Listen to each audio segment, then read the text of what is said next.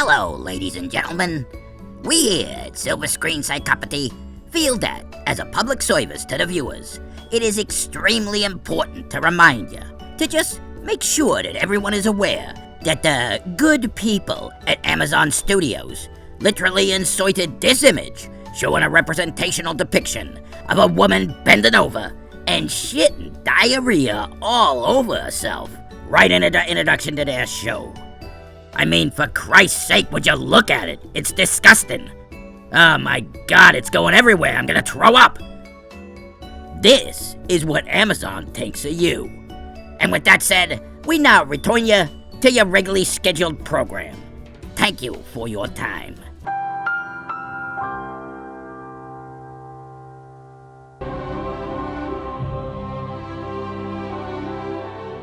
Hello and welcome back to Season 2, Episode 7 of what just might be the most tedious experience I've ever endured. Yes, that's right. It's the series that's so goddamn dull that it continues to fill me with pain, misery, and anger. It's the Lord of the Rings, the fucking Rings of Power. And I'd like to start by saying, I don't want to do this anymore. What? And so, tonight, we've thrown off the shackles of Tolkien-inspired fanfiction, and we are now a Star Wars channel. Hold on, you never told me about this. Oh, I'm sorry. I totally forgot that I needed to report every decision to you. Ah, shut up. Oh, great commander. All right. Would it be okay if we watch Star Wars from now on? No. Oh yeah? We'll get used to it, because we're doing it. You're just gonna quit right at the end of the season. But you gave your word. I'm Indian. Get over it. Okay, kid, we're gonna need a new banner and a different profile picture. Chop chop. Seriously? But you can't just change your whole channel like this on a whim. It's not a whim. Right. Jesus Christ, man. What kind of person just goes back on his word? A woman. Come on. Hey, I've lived with more than enough of them to know. Okay, kid, get that ready. All right, now put up the show with put up Ahsoka. I knew it. Ramona Flowers again. No, I never said that. So you're just gonna tank your entire channel over one broad? No. The same broad, need I remind you, that said to a judge right in front of you that you was a repugnant pervert and a violent criminal. Oh, she was upset. She didn't know what she was saying. Eventually, she'll understand how pure my love is. Look, this ain't healthy. It was only like 6 years ago that you fried your brain and wound up homeless. Yeah, but I'm feeling much better now. For Christ's sake, you really gonna do this? Yes, I love Star Wars. Oh yeah? What was the last Star Wars thing you watched? Last Jedi. Wait, you never even watched Rise of Skywalker? After The Last Jedi? Why the hell would I put myself through that? So you just quit on that one too, huh? What about the TV shows? No, are you serious? Well, have you watched the cartoons? Read any of the Star Wars novels? You just asked me that with a straight fucking face? Please. Then you ain't gonna know what the hell is going on. Oh, come on, it's Star Wars. How complicated can it be? Okay, here we go. Listen, I'll go along with you on this, but I don't want to hear no more about no Ramona Flowers when this is over. She has a name. Yeah, right. The most pretentious name in the industry. Don't talk about Mary Elizabeth Winstead like that. You are sick in the head. Winstead. Even her name is beautiful. Ah, there it is. Star Wars. God, all those comfortable childhood memories just come flooding back. Oh, it's the title crawl. Now this is pod racing. Oh, you are a total moron. Now shut up. Okay, hold on. Oh my God. Why did they do this? What? Red letters on a black background? Jesus, I'm already getting a migraine. Ah, stop. I can feel myself going blind just trying to read this. How would you quit your whining? But I can't read it. Ah, shut up. Look, I can't read this. What does it say? Alright, so this takes place after Return of the Jedi and before Force Awakens. Wait, they tied this to the Disney Star Wars movies? Oh my God. It looks like they're trying to find this Grand Admiral Thrawn. Who is that? Fucked if I know. He's a bad guy. Oh. Maybe he was into cartoons. Cartoons? I don't watch cartoons. I'm an adult. Could have fooled me. Oh, ha ha.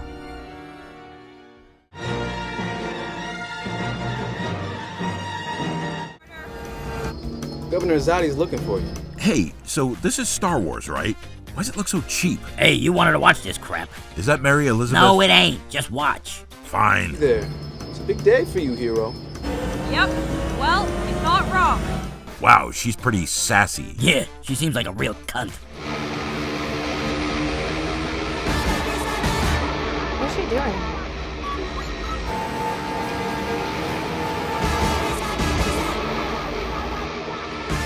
All right, what's with this music? Jesus, man. I can only imagine its progression. What, you mean like affirmative action? No, you idiot. All right. Progression. Listen, if someone only watched your first Rings of Power video, then skipped ahead to the last one, they'd be going, who are all these extra people? And why is he saying everyone's names wrong? It's just a natural progression of the story. And apparently, your beloved Star Wars has progressed in a big pile of crap. Who cares? I'm only here for one thing. Jesus, you changed your entire channel for one goil. You know, you'd make an excellent businessman. Oh, thank you. Idiot. What?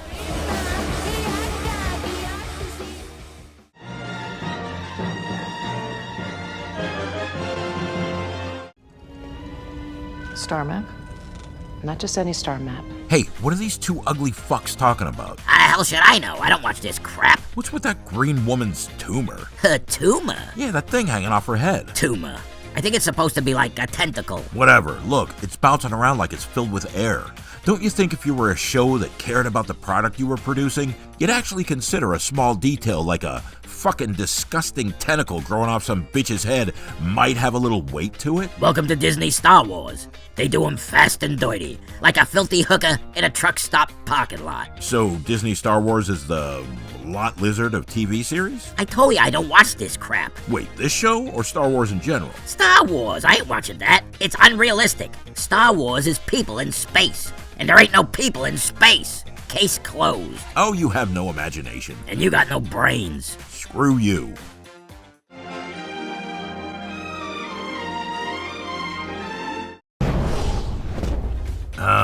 Is this supposed to be a comedy? I ain't laughing.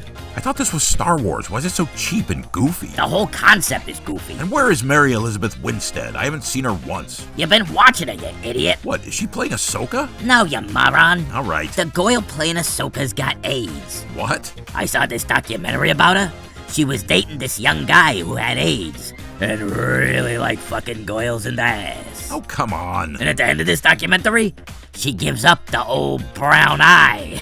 Oh, you're talking about Kids. Yeah, I think that's what it was called. That wasn't a documentary. That was that stupid Harmony Korine movie. Whatever. Mary Elizabeth Winstead. Hey, did you know her initials spell out the word Mew? Like a little kitty cat. Isn't that cute? Oh, you are such a fag. Oh, shut up. So where is she? She's the green broad, you idiot. What? The one with the balloons on her head? How many other green broads do you see starring in this show?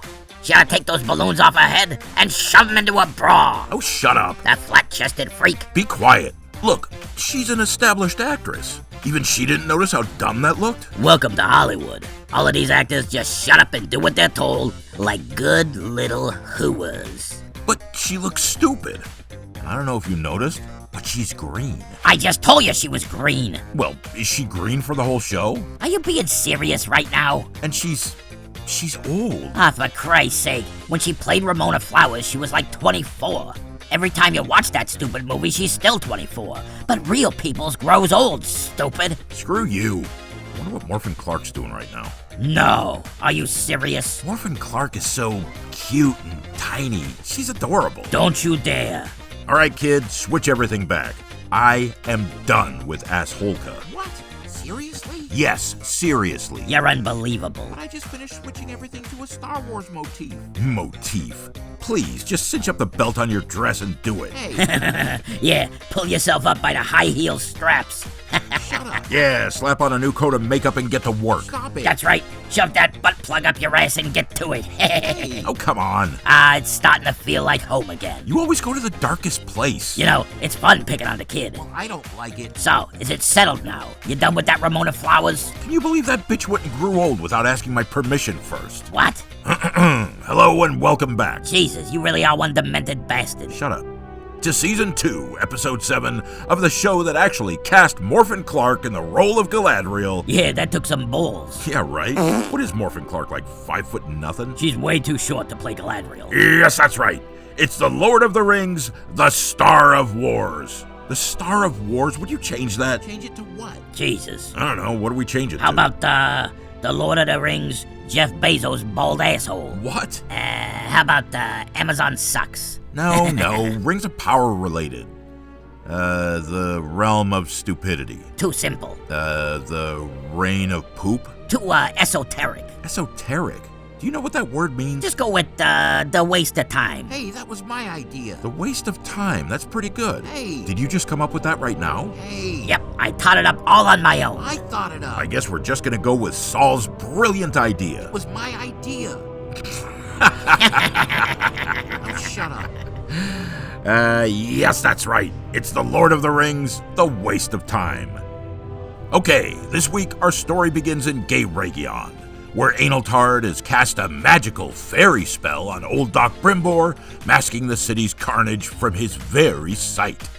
Content in his illusion, he goes back to work, putting the finishing touches on the 9 Rings of Men. Oh, okay, hold on. What is this? What? The Mithril. What about it? Look at it. Okay, I'm looking. Look at it. I said I'm looking. All right, play that scene from the last episode. What scene? Are you being serious right now? There's a lot of scenes. The one that directly relates to this one, you idiot. I'm not an idiot. Oh, I'll do it. I just finished taking down all the Star Wars stuff. You're welcome. Jesus, can you believe this kid? Yes, I can. What? Well, it's how you wrote them. Why would that surprise you? Oh, shut up. Stop trying to ruin the immersion. Now, first off, I know what's going on here. This is all an illusion created by Ainultard. But seriously, Refined to a powder by Narvi himself. this is powder. What? Look, words have meanings. Okay. Powder. Fine dry particles produced by the grinding, crushing, or disintegration of a solid substance. Okay, so what? So what? Wouldn't the greatest of all elven smiths question this? Are you serious? Who cares? I care. Listen, if I just gave you a handful of gravel and said, here's some powder, would you just say thanks for the powder? This show is crap. It's always been crap. That don't surprise me. It's not powder. Jesus, man, it's like you're caught in a tempest. There is a tempest in me. It swept me to this series for a reason, and it will not be quelled by you, sidekick. Ah, shut the fuck up. All right. Oh my god, everything about this series just irritates me. That's why you wanted me to use the word tempest? Well, I wanted to try it out, see if it was funny. You're funny. Lookin', haha. Listen, you got your Morphin Clark back, okay? There's no more confusion over that Ramona Flowers, so just calm down. Take a deep breath. Do some stretching. Fall off the wagon. Go get a baggie of Met and a couple of those boy prostitutes your kind likes so much.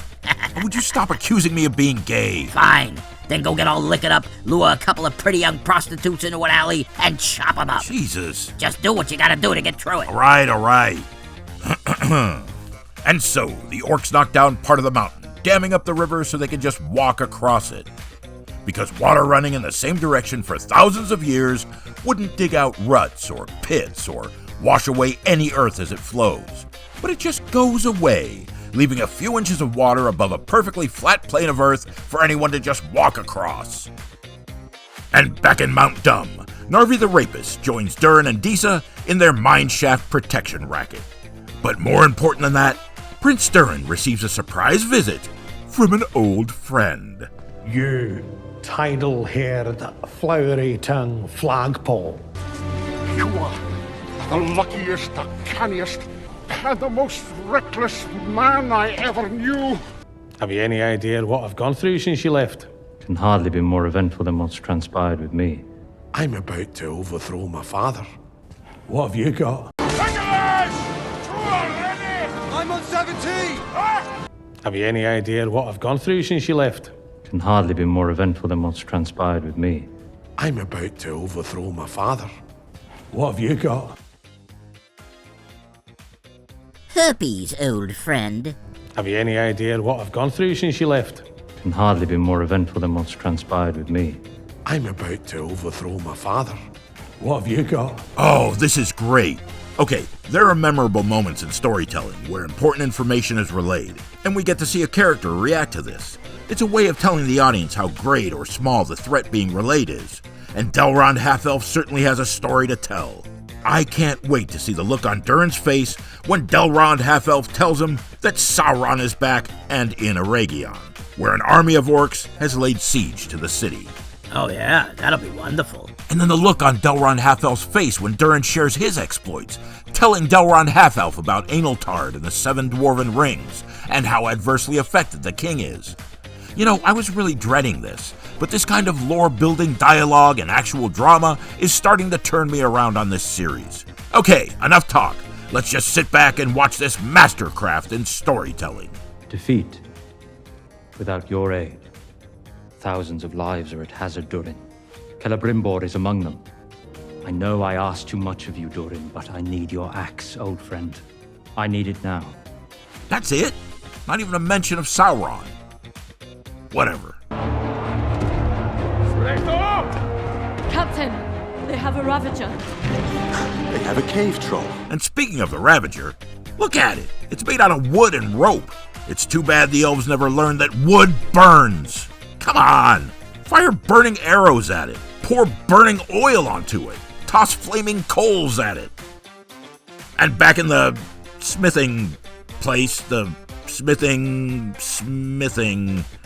in the smithing smithery, old Dr. Brimbor has finally worked it out. The rings. Are they finished? Wait for it. Wait for what?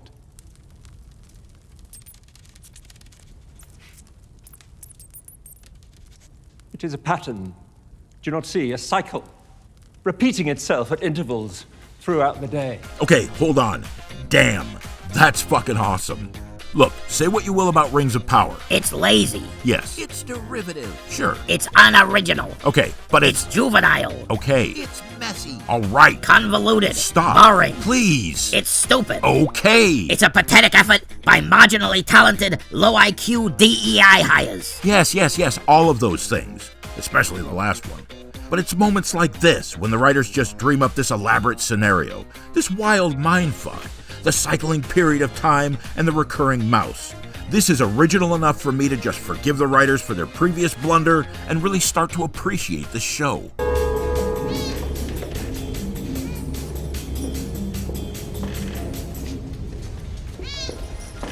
Okay, well, I suppose it wasn't such an original idea after all. Whatever. So, unless they veer wildly off course, this is the lead up to Doc Brimbor's death, and these writers have really given him a scene he can sink his teeth into. And it's fine. Charles Edwards does a perfectly serviceable job here. It's TV acting, and there's a pretty big difference between TV and movies. Only a true moron goes to television looking for an Academy Award-winning performance. And that's what the Emmys is for. Exactly. You know, I went to the Emmys with Carrie Fisher back in 1985. No. She was so hopped up on painkillers and booze that she kept grabbing my hand under the table and shoving 3 of my fingers up a snatch. Oh my God, enough. You know, Carrie Fisher had a very particular odor to her vaginal secretions. Oh my God, don't talk about Carrie Fisher like that. Have a little respect. Why? Well, because she's dead.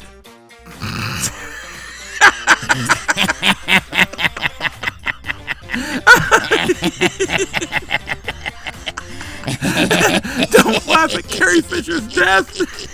I ain't laughing. Yes, you are. Stop. It's not funny. You're the one that's laughing. Yes, you are.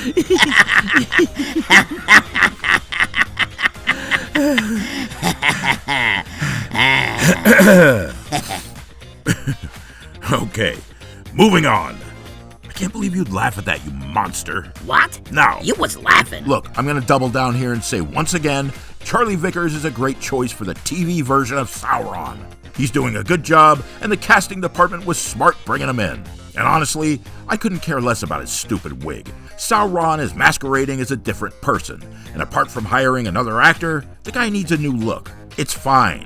Anal Tard's fucking wig is the least of this show's problems. The Mithril. What is this? True creation requires sacrifice. Okay, so the Mithril wasn't real, but just a jar of Sauron's blood. So, how exactly do you alloy metal with blood? How does that work again? And no, just saying he's Sauron ain't gonna cut it. He can create illusions, control people, he's fast and strong. But when can he change his own blood into metal? Because if Celebrimbor thought he was mixing, say, iron with mithril, he'd have only been using the amount of iron needed. The rest would have been filled with blood, which is a liquid. Once the blood burned away, old Doc Brimbor would have more than likely found his molds only partially full. Ah, who cares? And so Celebrimbor finally sees the carnage. And man, his timing really sucks, as he's knocked out by the blast of a catapult strike. Okay, forget what I said before. This is really good. Celebrimbor's just suffered through a major explosive event. Of course his ears would be ringing. This is a war, and these kinds of casualties would be commonplace. That the writers and the director decided to illustrate this visually is bold and such an original choice.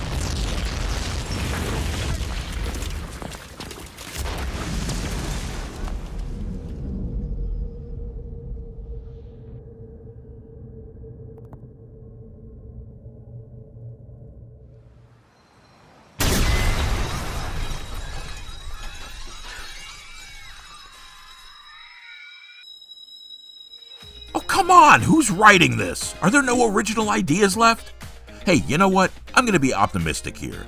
Because who cares? I'm positive they've got an original idea up their sleeve. Yeah, HIV positive. What, are you trying to say all the writers are gay? Maybe. Well, would it matter if they were? Yes! Oh, well, okay. I didn't think it was important, but fine. Thank Valhalla you're alive. I gotta say, Amelia Kenworthy is cute. Oh, yeah? Yeah, look at her. That's my kind of girl. Huh.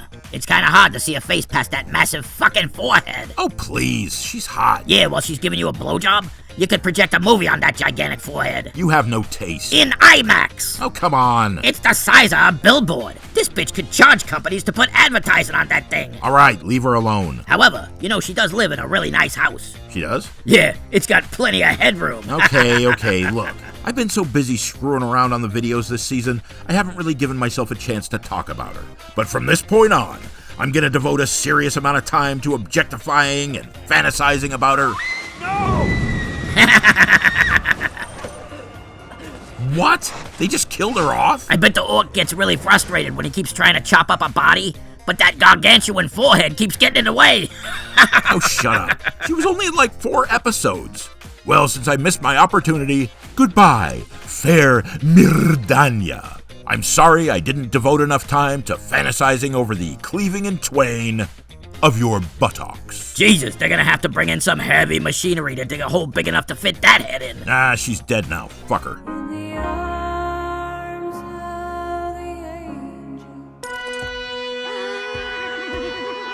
And then the Elf Legion arrives, and they charge at their twisted foe. But not evil. Remember, these are family orcs. They're just like you and me. But at the final moment, the orcs reveal their secret weapon, Mighty Morphin's Power Pussy.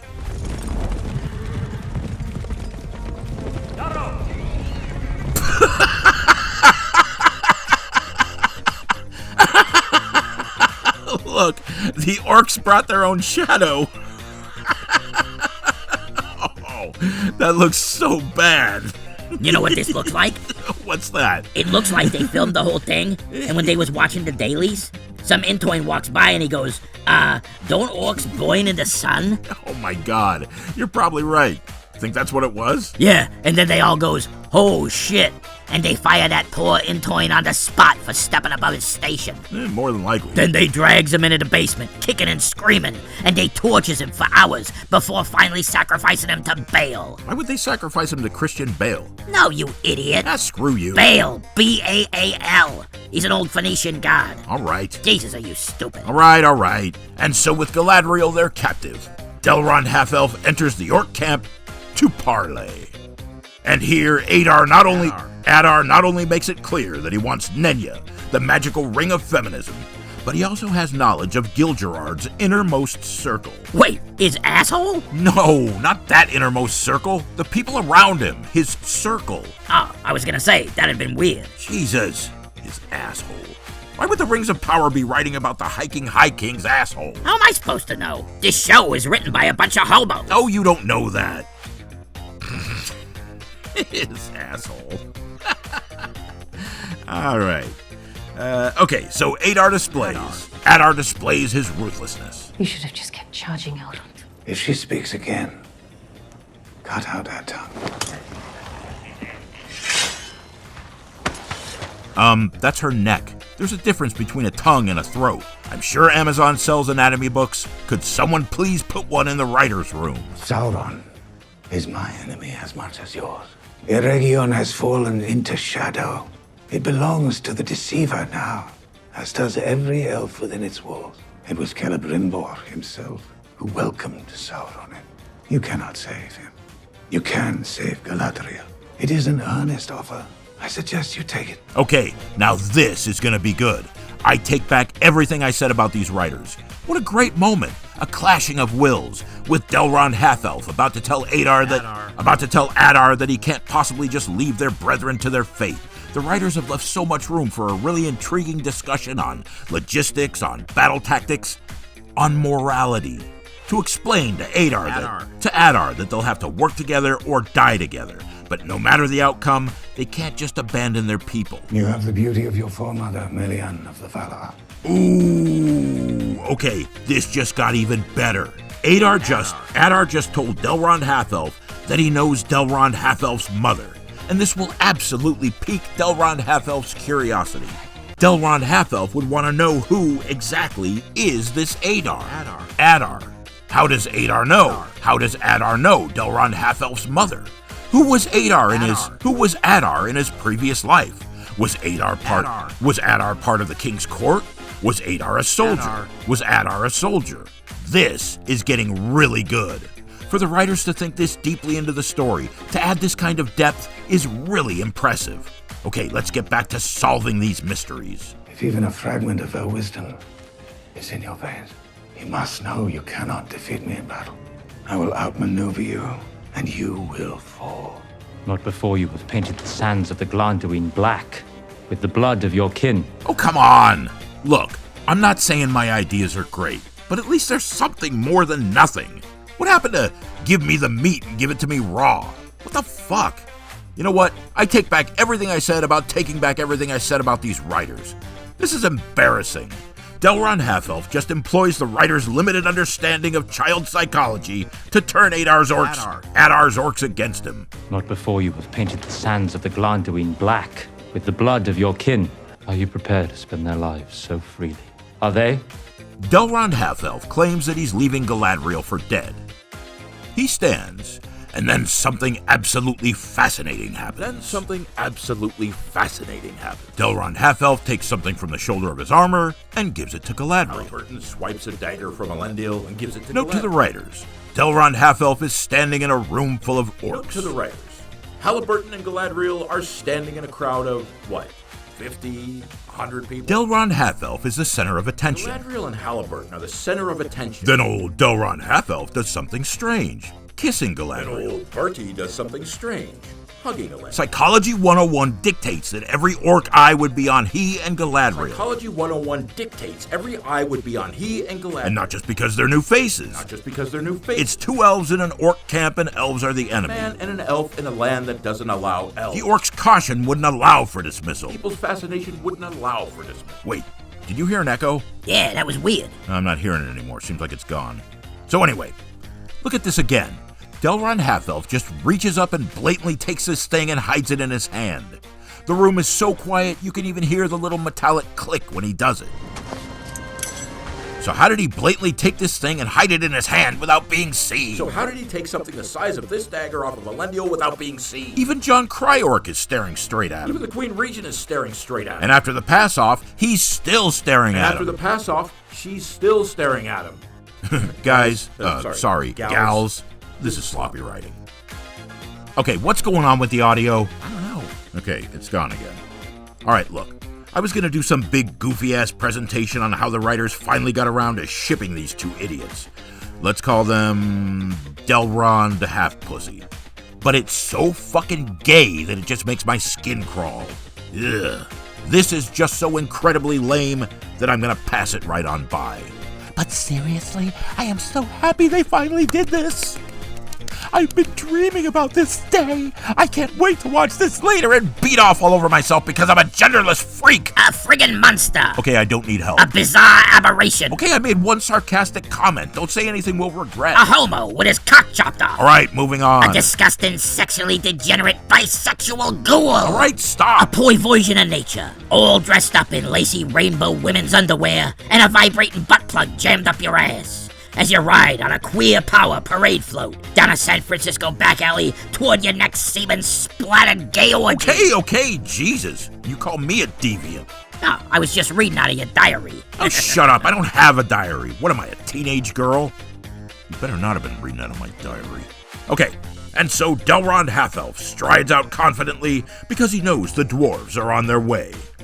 And from here, we jump back to Khazad-dûm, where Prince Durin gets to deliver the speech. You know the one. Fell deeds awake. Now for wrath, now for ruin, and the Red Dawn. Yeah, not quite.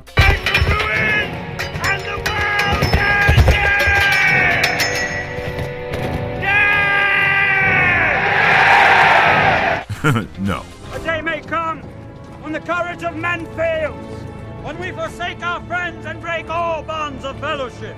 But it is not this day. Oh, yeah, they wish. No. But it is a rallying speech. A speech designed to inspire the dwarves to ride into battle. Fight with me, so all the world can see that dwarven loyalty is a force stronger than any sorcery! And I'm sorry to say, I don't have much to report here. It was fine. Not great, not terrible, but fine. And you can see Owain Arthur is really going for it. What I can report is, thank God, Delron Half-Elf decided to tell Durin about Sauron off-screen, or we may not have had time for this piece of magic. He thinks, by stoking our greed, he can turn our hearts to ash. Okay, for the last time. Why would you blind your soldiers by filling the helmet eye holes with gold? How the fuck are they supposed to see through that? Than riches, more even than this mountain we hold dear. Hey, take that down right now, you racist. I'm not a racist. Saul made me do it. Squealer. Hey. Oh, you racist. Look, I ain't no racist. You're the one that wrote this. Shut up. Who cares about that? Oh, now it's who cares. Because the real battle finally begins, with elves and orcs fighting to the death. Do you like hot elf on orc action? Well, stay tuned for more cock rings of power, you sick fucks.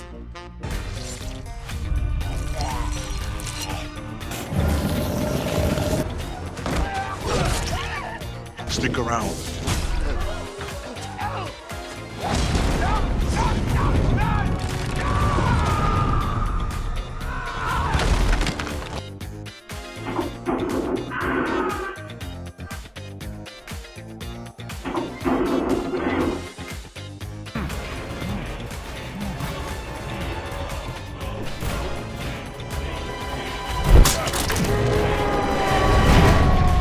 And now shit's really starting to cook.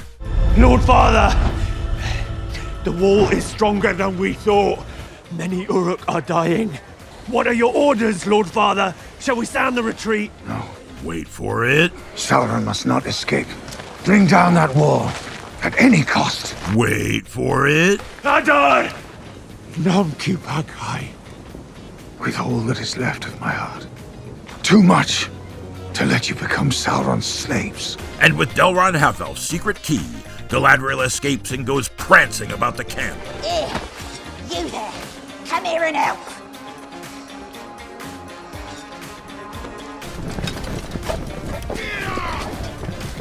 Come on, you sluts! You two are going straight to the front line! Move it, come on! All in! And at the last moment, Galadriel is saved by Elendil the elf. That pretty hair.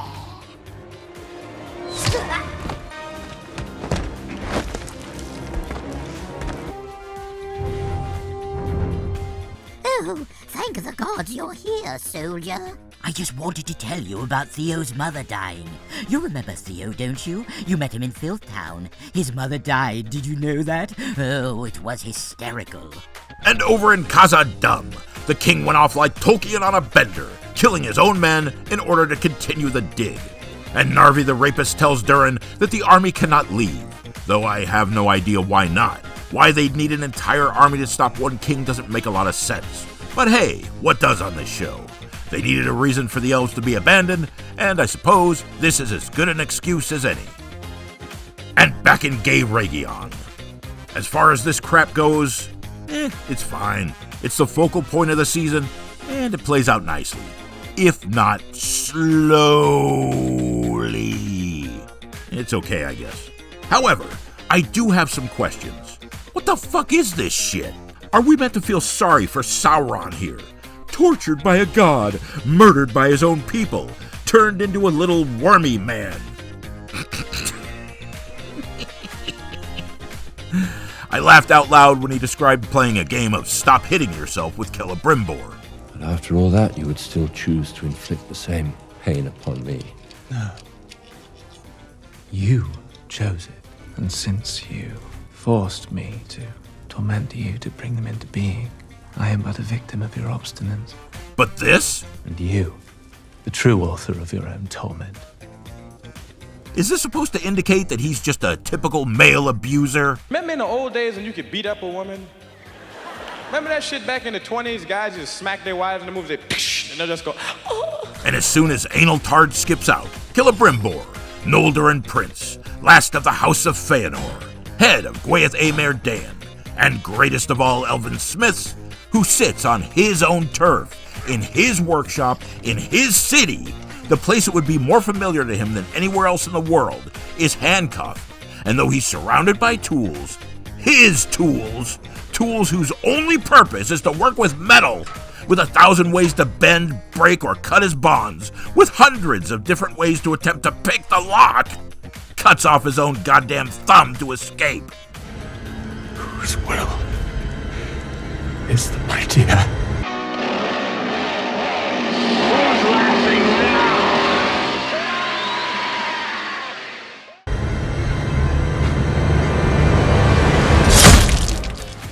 Woohoo!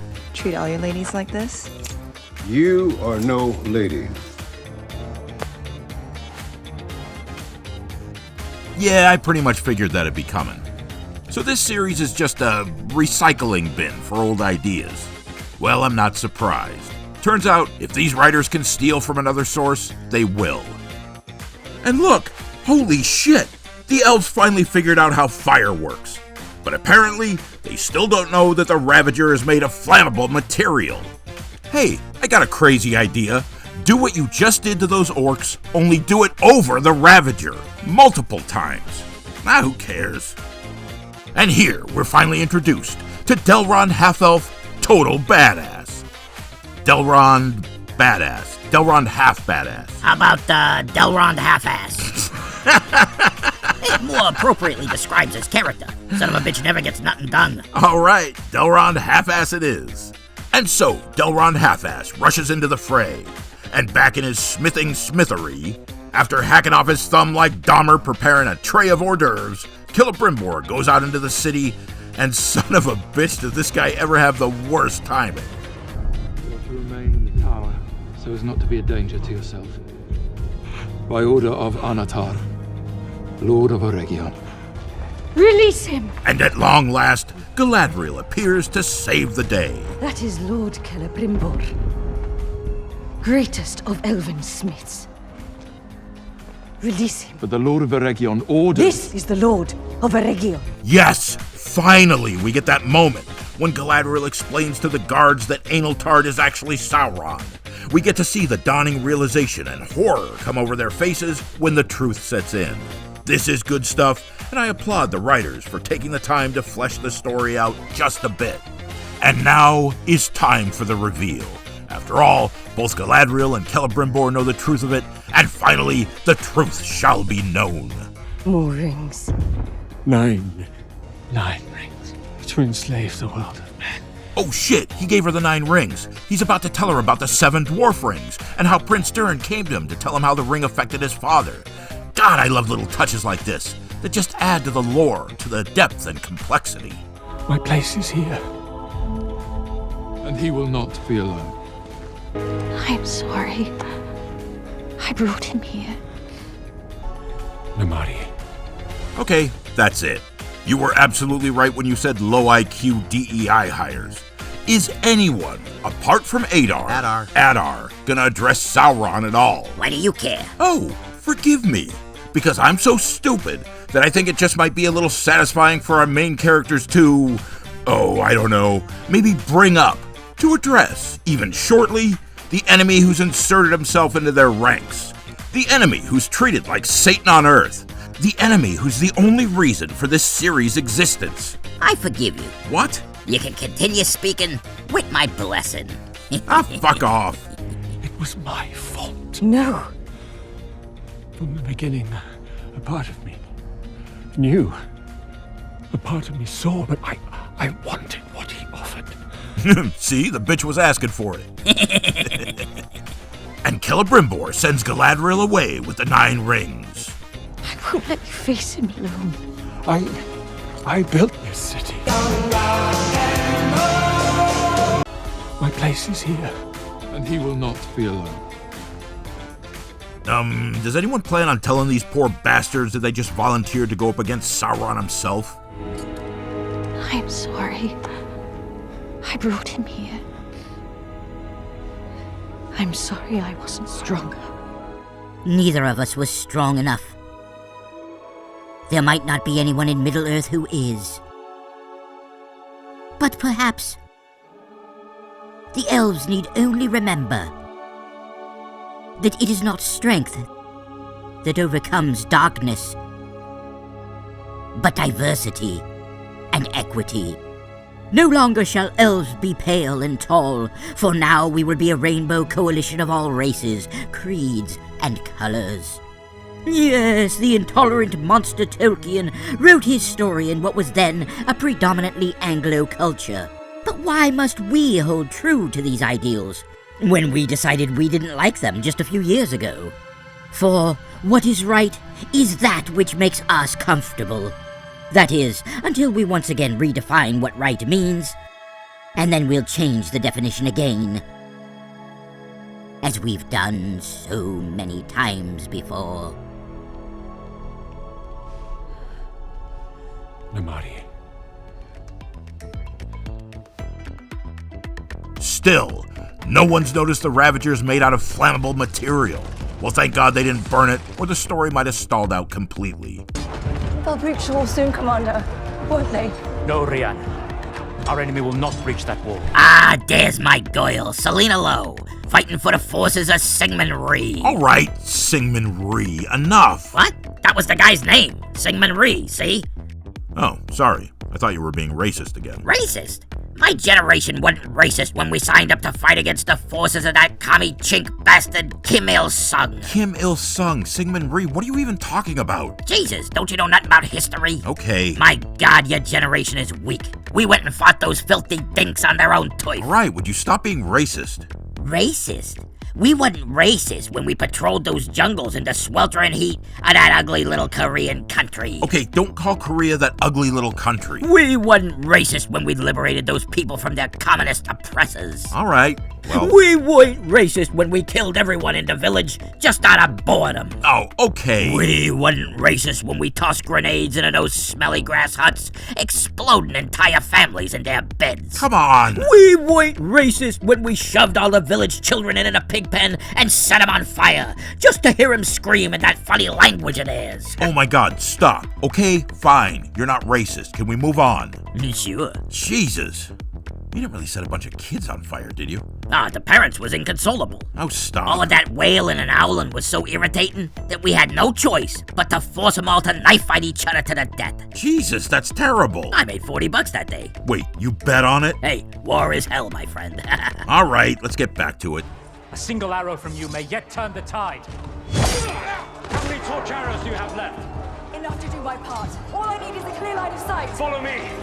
Yeah, that's right. You show those filthy commie orcs, honey. Honey, Jesus, you are so out of touch. What? No! Look out, Selena! Just hop into one of your tunnels on the Ho Chi Minh Trail. All right. Hey, those people dig tunnels like nobody's business. Stop. I swear they're part rat. Enough. That's Vietnam, you idiot. What? Ho Chi Minh was Vietnam. Same difference. Oh my God. Look, there she goes. The hero we deserve in our time of need.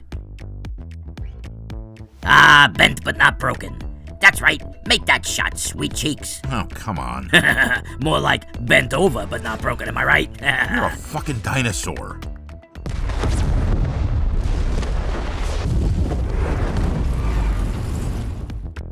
What the fuck? No.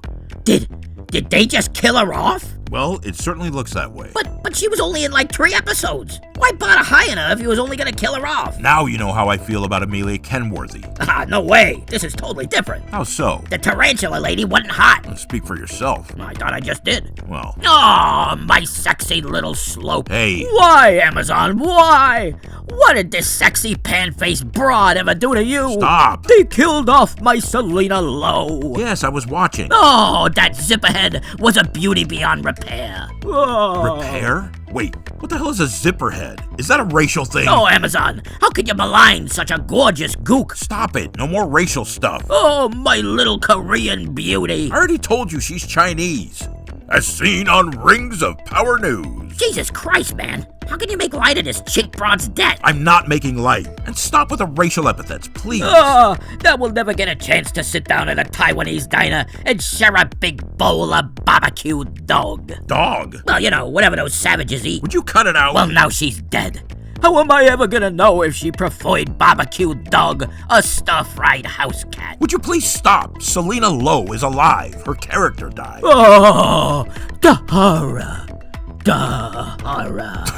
All right, cut it out. Oh, our hero died. Hope is vanquished. Did you get it out of your system? Almost. Oh, for Christ's sake. Oh, Serena Rowe. Hey, I don't like that kind of humor. Me loved you. Wrong time. Okay, now that's over with. Please, show that picture one last time. You know, for posterity's sake. Would you do that for me, pal? Oh my God, will it make you stop? Maybe. All right, you heard him. Put the picture up. Hot damn, would you look at those panties? Oh, come on. You know, I think I figured it out. Yeah? What's that? I think a vagina slants to the left. Would you shut up? Oh, now my dreams is shattered. Okay. I'll never get to stare longingly into those squinty eyes. All right, that's enough. I'll never know the joy of kissing those big buck teeth. Hey, stop. I'll never get to hear the sweet melody of her mangling my name with that ridiculous Korean accent of hers. Stop it. She's not Korean. She's Chinese. Even worse. What? I heard those people. Those people? Is made of silicone. Stop. And when they has a little goyle baby, oh God, they swerve it up like a Thanksgiving turkey. Wow, you're a stereotype machine working overtime. I apologize, ladies and gentlemen, for that terrible racism.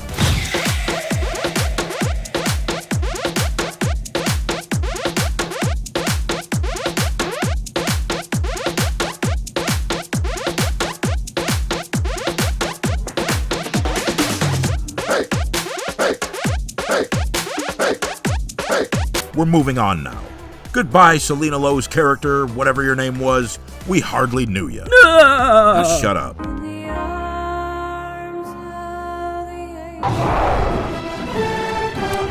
And I mean that literally. We hardly knew you. She was barely in this season. And look at the send-off they gave her.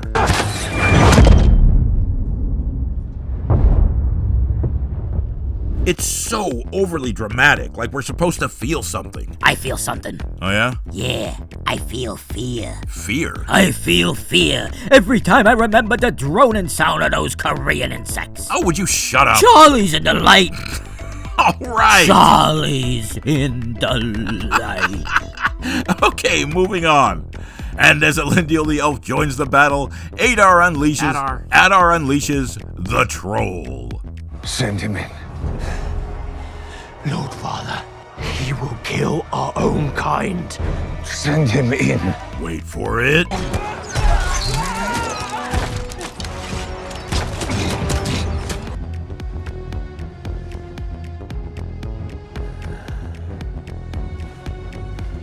It was at this moment that he knew.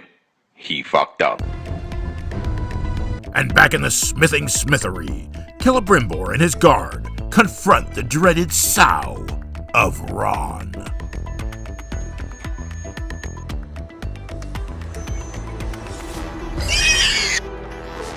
Okay, this is ridiculous. Somebody's got to do a check on Sauron's power level.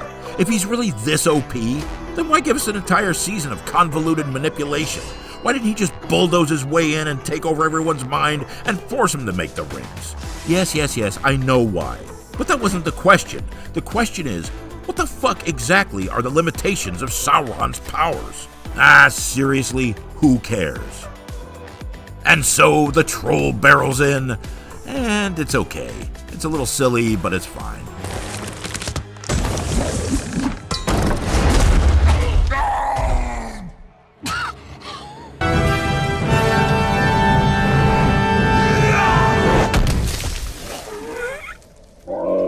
And still, no one has even considered the idea of burning the Ravager.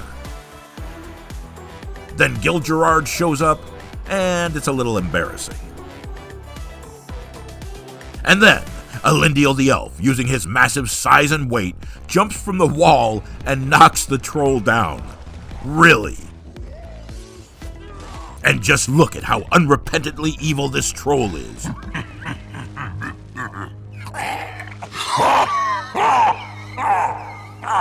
It laughs in the face of death. The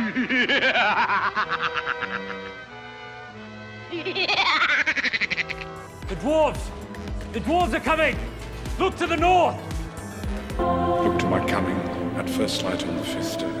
At dawn, look to the east. The dwarves are coming! The dwarves are coming! Durin recalled their army. The gate of Khazad-dûr is shut. Okay, let us consult the chart. Oh yes, this is what is known as the low point. And the final stand ensues. This is okay. Despite the misunderstanding of how fire works, it's fine. Look, there's a lot of shit going on screen, and it's fine. No! They killed Elendil the Elf? Oh no! Well, now who's gonna tend to the watermelon patch? Oh, shut the fuck up, you racist. I ain't no racist. I hate to admit it, but I actually kind of liked Elendil the Elf. You look back over the last 2 seasons and you tell me that they didn't infuse him with character. Infuse? Oh, you mean like he was the only elf that utilized karate? Well, okay, fine. He did a lot of kicking. On this show, that's considered character development. So was this the mandate for season 2? What, to kill off all the non-Tolkien characters? Yeah. I don't know, looks that way. We got Selena Lowe. And Waldrag, and Amelia Kenworthy, and Bronwyn, and Elendil the Elf. Jesus, you just remembered their names? You're sick. Oh, screw you. Well, everyone, get an eye full of Titsy McGee while you can, because she's another non-Tolkien character. Ah, those poor tits. I'm right there with you, my friend. However, it's no big loss, as Edna Horvath has already done a great job of killing off the only 2 redeeming qualities of her character. Oh well, rest in peace, Elendil the Elf. Okay, this is gonna be good. I can't wait to see the Hiking High King face off with Adar in combat. And Adar will say something like, "We meet again." Then Gil-Gerard will say, "That's right, old friend." You know, something to expand the story and deepen the lore. Well, that's not a shock. It wasn't a great idea anyway. Yeah, it kinda sucked. Shut up. I was trying to illustrate the point that they keep touching on a history for this character, then they just gloss over it, like amnesia's setting in. Nah, it ain't amnesia, it's stupidity. Agreed. This is a classic case of lack of supervision in the writer's room. How so? These writers obviously ain't smart enough to tell this story. Okay. They need someone to guide them when they runs astray. You're probably right. To stop them from eating all their crayons. To keep them from constantly butt-fucking each other. All right, stop. These writers is a bunch of homos. Stop. Jesus, you never end on a high note. There's only high notes with me. You're always taking a step too far. Yeah, says the drug addict. Oh, be quiet. Because this is the part of the story where Delrond half-ass dies. Seriously? Look, Adar is just slaughtering his way across the battlefield, killing every elf in his way. Why would he just have mercy on Delrond half-ass? Nah, that'd be stupid. Namarie, Delrond half-ass, you will be missed. I mean, I won't miss your face, but you will be missed. You didn't really think they was gonna kill him. No, of course not. But this is fan fiction, so who can say which character lives or dies? You got a point. What I can say is wow. Delron half-ass really half-assed it there at the end. His fucking boyfriend Durin didn't show up for their date, and Delron Half-Elf is just so broken-hearted he leaves his comrades to fight and die while he just sits there like a fucking homo. Just squatting in the shit, waiting for a big fat cock to save him. Okay. A big juicy wad to wash him clean. All right. A tree-meter cock to skewer his filthy asshole. Okay, stop. Let's end this, okay? And so, Adar winds up with Nenya, the magical ring of feminism. I bet he puts that ring on. Yeah. And the next time we sees him, he'll be wearing a dress. He'll be wearing lipstick and eyeshadow. And his hair all done up in a big bouffant hairdo. Yeah, stumbling around in high heels. Asking everybody where the nearest pride parade is. And he's got these big old tits. Yeah, because he's transitioning. Transitioning into a sideshow freak. Oh, come on. What? I don't agree with that hateful statement. You always take the joke too far. I speak the truth. No, you don't. I do so. And that was Season 2, Episode 7. Jesus, this was a complete disaster. No, only this one? Where's the compelling writing, the ability to differentiate between an action scene and a character study? Where's the talent? How was it possible to fuck up this story so completely? The blueprint to make it a successful Tolkien story was already laid out by Peter Jackson. Right. All they had to do was follow it. Right. But they just copy-pasted all the wrong stuff. Right. Right. Right. Right. Right.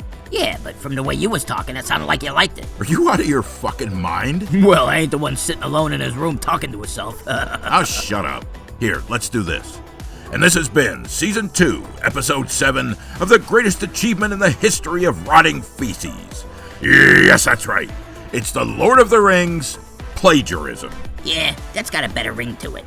Seems more appropriate. What a miserable experience. Okay, look at this.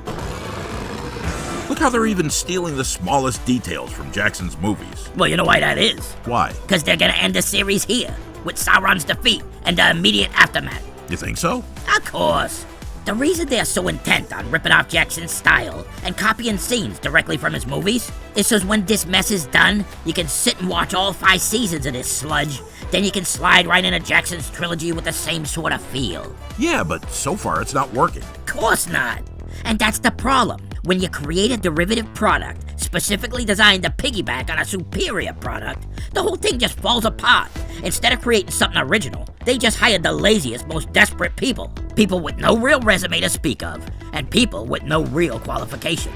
The exact type of people a guy like Bezos would approve of. The kind of people who do what they're told.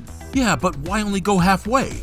Why not invest the money to make something great? Listen, if you want art, you hire some potentially pain-in-the-ass temperamental artist. If you want a product you can sell, you hire yes men. Yeah, but why? I could see if the plan was to sell a massive box set for $1,000, but... Do you honestly think that Bezos ain't doing everything in his power to secure the full rights to the Peter Jackson movies? Come on! Why do you think they're so intent on stealing from the guy? Future generations are gonna watch the Tolkien story for the first time, and when they open the big box set, they're obviously gonna start at the beginning, with the Rings of Power. And by the time they get to Jackson, they're gonna think Jackson stole his style from Amazon and not the other way around. And why? Because Amazon did it first. Wow, that's a really depressing thought. Yeah, and imagine in 20 years, when kids are complaining that it sucks that Morfydd Clark, the real Galadriel, wasn't in the movies. Oh, God. Why, this Kate Blanchett broad don't look a thing like Morfydd Clark. Listen, I like Morfydd Clark just fine. I mean, I'd love to stick her, but Kate Blanchett as Galadriel was so tall and regal and fucking sexy. Jesus, Jackson's Galadriel was so hot, I'd happily gut her and crawl inside her empty body cavity. What? Then I'd push myself out through her cold, dead vagina in an effort to give birth to myself. What? Why the fuck would you say something like that? Hey, I asked you if Rings of Power was the right choice and you said yes. Yeah, well maybe I was wrong. Listen, I can't help it if I want to taxidermy Markella Kavanaugh and turn her into a fuck doll. What the fuck is wrong with you sick-twisted fuck? So what if Titsy McGee's soft, velvety flesh would be perfect for binding my stack of erotic literature? Jesus Christ, what is your fucking problem? Oh, what? Is it wrong that I'd love to core out Merdania's butthole so I could carry it around in my pocket and sniff it all day? Oh, you fucking freak of nature. Oh, I'm sorry. Would that have been acceptable if I said Tolkien had done those things? Well, it would have been funnier. Oh, shut up. I'm talking about you and your stupid Tolkien stories. Me? I wasn't in charge of Tolkien. Okay. That guy was a force of nature. All right, well... You know, I remember once. I ran into Tolkien at this party thrown by Anton LaVey. Who? Anton LaVey. He was the founder of the First Church of Satan. Oh, my God. I'm pretty sure I know why you'll say Tolkien was there, but why were you there? Hey, I ain't into that stuff. But it was just the times, you know, counterculture stuff. All right. It was hip to go to those parties back then. Fine. So this time, LaVey brings his traveling sideshow to Windsor Castle, you know, at the Queen's request. Oh, come on. Oh, did the Queen of England ever love Satan? No, she did not. I never seen a broad go down on so many goats. Would you stop it? She'd get him to blow their load all over her face. Okay, cut it out. Goat cum all over her face. And gobs it splattered in her hair. Please stop. She was a true hooer for Satan. Stop talking about the Queen like that, you psycho. So anyway, I sees Tolkien through the crowd. Why do I keep indulging this? Here's this gorgeous naked blonde kneeling at his feet while Tolkien's pissing all over. Don't tell me. Then Tolkien sacrifices the girl to Christian Bale. What? What? What? What? So anyway, so I goes over and I says, "Hey, Ronnie, how's tricks?" That didn't happen. And Tolkien, with a twinkle in his eye, slips his massive, uncircumcised prick back in his pants. And he pulls open his coat, and hanging all up and down the lining Yeah? are a bunch of bloody scalps. Okay, we're done. And he goes, "Well, my boy, I've been out hunting Pakis." He didn't say that. Oh, he hated those people. He didn't do that. Those Pakistanis was flooding into London at that time, and it drove Tolkien nuts. Tolkien was not a racist or a murderer or a sex pervert. He was a linguist and a historian and a kindly old man who loved his books. Well, you think that because you never seen his dark side. Oh, please. Look, that's it. Show's over. And my God, this episode was just a reference bukkake. It's like taking a shower in the writer's mental jizz. What? What? Wow, this was so tedious. But the real problem with this series is it's actually loaded. It's close to overflowing with truly great stuff. What? I mean that this show is just packed with seriously epic moments that have been told to us in the most boring way.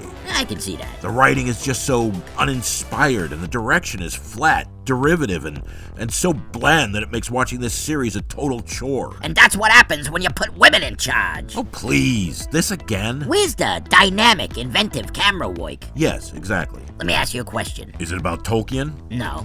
Okay. Have you ever seen anything like this? Like what? A show, what was supposed to be a major tentpole series, that tells its story pretty much entirely built on using other sources. No, never. This is the most unoriginal thing I've ever seen. That's because they're writing this show using AI. AI. And you don't know that. I'm telling you, they're using the robot to write this mess. You think so? Well, the robot ain't a true AI. AI. Whatever. There ain't no real EI yet. AI. Right. Look, EI is in its early stages. AI. Right now, it's basically a reference machine. The only thing it knows is when it's fed. Okay. It ain't got the ability to think for itself. Interesting. You know, like your average college student. They just spit out everything they're told to think. Jesus Christ, kids these days is fucking stupid. Okay, Jesus, let's just end this. Hey, you know earlier, when you was pretending to watch Asshole Car? Oh, just spill the beans. Next, you're gonna tell everyone that the kid is a maniacal homosexual. What? Good one. I am not. Seriously, when you put that together, you think you got the clips in the right order? I like girls. Oh, God. Can you believe I actually wanted to watch that entire first episode? Good Lord, it's like an hour long. Yeah, I'm not sitting through that. I just grabbed a few clips off YouTube and crossed my fingers. Dude, when I walked out of the theater after Last Jedi, I made a decision and it turns out I was right. What'd you decide? I decided that Star Wars sucks. You mean with Disney? Of course. Look, I'd sit through any Lucas Star Wars, because he created it. I'm okay with the prequels. They're lazy, but at least they came from the mind of the creator and not some focus group. If the franchise has to crash and burn, let the guy who dreamed it up crash it and burn it. Yeah, but turns out Lucas was sensitive. Right, another rich pussy who didn't like it. The people were mean to him on the internet. What an asshole. Guy sells his own kid to a corporation. Well, he is a Democrat. What are we talking about? Let's end this. All right, this has been Season 2, Episode 7 of the dumbest thing since 1970s fashion trends. Yes, that's right. It's the Lord of the Rings plagiarism. Thanks for watching this rambling mess, and have a good night.